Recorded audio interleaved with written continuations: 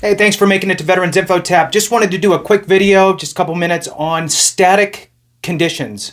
So the VA, when you get rated with the VA for your various conditions, they are going to label those conditions as static or not.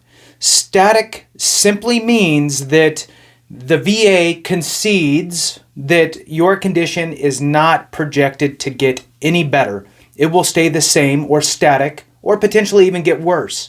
Now, this is really, really important because a static condition in the Code of Federal Regulations means that the VA should not be requiring or requesting any future exams for that specific condition.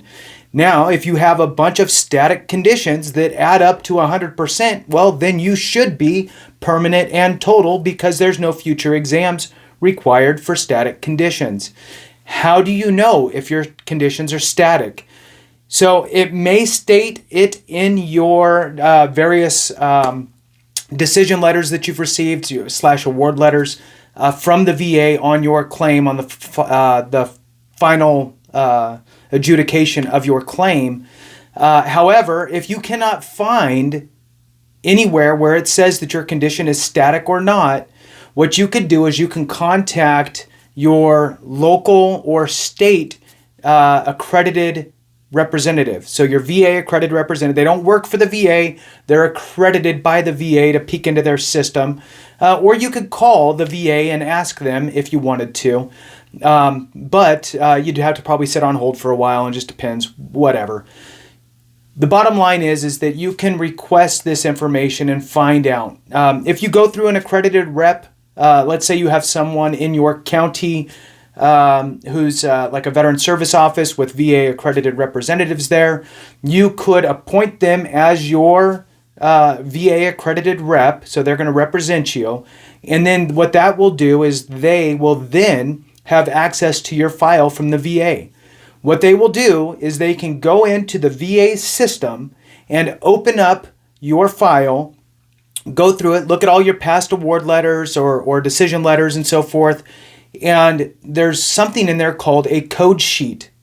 A code sheet. That code sheet is going to show your condition and whether or not it's static or not, right? So they will be able to tell, your VA accredited rep will be able to then, you could set up a future appointment with them, go in, have a conversation with them, and they can lay it out and go, hey, here's your 7 conditions that are considered static. These are the percentage ratings that they're at, and this is what it equals.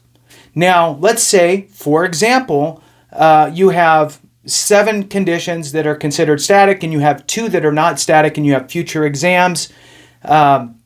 Your static conditions don't quite get you to 100%, but one of those conditions, maybe that condition got worse. And if that condition got worse, and you filed for an increase on it, and you were going to go up to the next level because you look at the schedule of ratings and you see, oh, I'm rated at 10% for migraines, but they're definitely worse, and I would qualify for 30% now. And if I got a 30% there, that would bump me to 100%. And if the VA is going to consider all of these things static, and they continue to show my migraines as static, if I get this increase awarded, then I'll have 100% of static conditions, of which then your VA accredited rep could then also request the VA to then make you permanent and total. My own situation, let's see, I had, I can't remember how many conditions, we'll just say 7. I had 7 conditions, of which took me to almost 100. Then I had an 8th condition that took me to 100%, but I had a future exam scheduled. So the VA thought this condition might get better in 3 or 4 years or whatever it was. And so then that put me in a position of being 100%, but not permanent in total. All my other conditions were static, but I had this one kind of outlier. In the meantime, I also had an appeal that was processing. This appeal that I had processed got denied. And so I added additional evidence to it, and I pushed that appeal to the Board of Appeals, where it could be seen by a veterans law judge. Now, when you do that, you have different options. You can say, hey, I've given you everything that I got. Make a decision based on the information I've given you to the Board of Appeals. Or you could say, I would like to be on a teleconference call or a video conference call with the judge so they can ask questions or shed some light on the situation or whatever. And then your other is you can actually go to D.C. and be there in person with the federal law judge, the VA law judge. So I personally just said, look, I know that I have enough information in here, and I had one more piece of evidence that I added that I felt pretty good with, and I just figured, you know what, I'm going to just let them make a decision on what they see. It's not going to make any difference whether I'm there saying things or not. So I did that, waited a little bit of time. That condition came back from the Board of Appeals as granted. They granted me that service connection, and it was for an increase. So I went from a 30% to a 50% on that specific condition that was static. And that condition then came back into my VA, whole profile, right? So I'm already at 100%. Now I have 100% with all of my static conditions. And then I have this one outlier that still I have a future exam on. But now that one that I got granted for the increase from 30 to 50, if I added all those up, now all my static conditions equal 100%. The VA still did not just automatically give me permanent and total because there's just so many pieces, right? It's a juggling game. There's stuff coming in this way, stuff going that way. They miss things. They make mistakes consistently. So the onus is a little bit on us, right, to make sure that they're doing what they should be doing and granting us as though they should be granting us.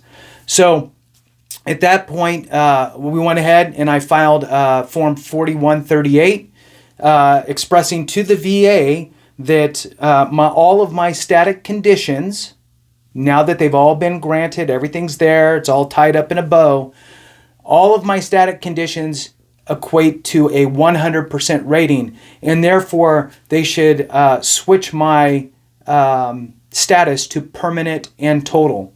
And within about a month, they did. So at that point, I then had a 100% permanent and total rating. I still had this outlier condition, which I don't even need anymore, right? It could disappear. It could be a 0. It could be gone. Doesn't even matter. Don't need it, but it's still there. So I still have this other rating.